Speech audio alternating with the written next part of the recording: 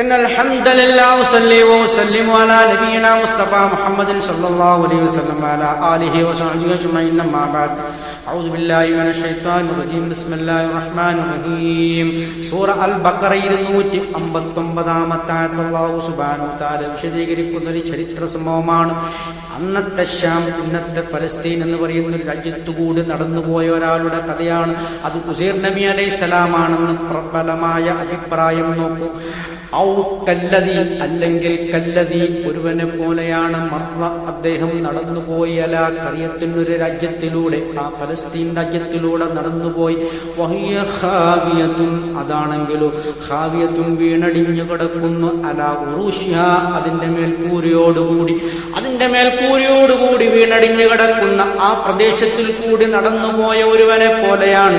ആ ചില ചരിത്ര സംഭവങ്ങളിൽ കാണാവുന്നത് ഇറാഖിലെ അന്നത്തെ രാജാവ് ഈ പറയുന്ന ഷാമിനെ അതിക്രമിച്ച് ഷാമിൽ കയറുകയും അവിടെയുള്ള ബനൂ ഇസ്രായേലുകളെ കുട്ടക്കൊല ചെയ്യുകയും ബാക്കിയുള്ളവരെ അടിമകളായി പിടിച്ചു കൊണ്ടുപോവുകയും ആ രാജ്യം നശിപ്പിക്കുകയുമായി ഉണ്ടായത്. അതിനുശേഷമാണ് ഉസൈർ നബി അതിൽ കൂടി നടന്നു വരുന്നത്.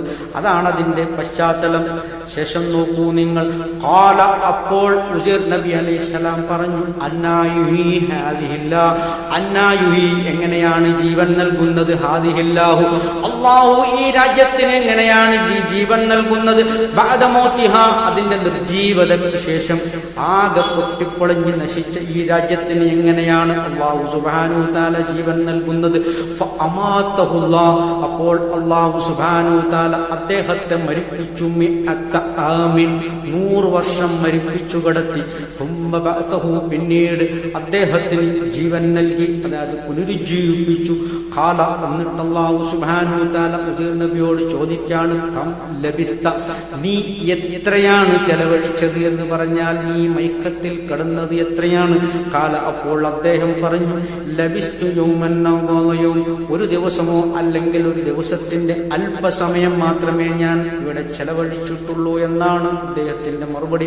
ഖാല, അപ്പോൾ അല്ലാഹു സുബ്ഹാനഹു വ തആല പറഞ്ഞു, ബൽ അല്ല, ലബിസ്ത മിഅത ആം, ലബിസ്ത നീ ചെലവഴിച്ചത് മിഅത ആം, 100 വർഷമാണ് നീ ഉറങ്ങിക്കിടന്നത്. അതായത് മരണസമാനമായ ഉറക്കല്ലെങ്കിൽ നീ മരിച്ചു കിടന്നത് 100 വർഷമാണ്. അതിനുശേഷമാണ് നീ ഉയർത്തെഴുന്നേറ്റിരിക്കുന്നത് എന്നുള്ളൊരു യാഥാർത്ഥ്യം അദ്ദേഹത്തിന് ബോധ്യപ്പെടുത്തുകയാണ്. ഇത്രയുമാണ് ഇതിന്റെ ആദ്യ ഭാഗം വിശദീകരിക്കാനുള്ളത്. ശേഷം അടുത്ത വീഡിയോയിൽ വിശദീകരിക്കുന്നതായിരിക്കും. ആഖിറു ദഅവാനാ അൽഹംദുലില്ലാഹ്.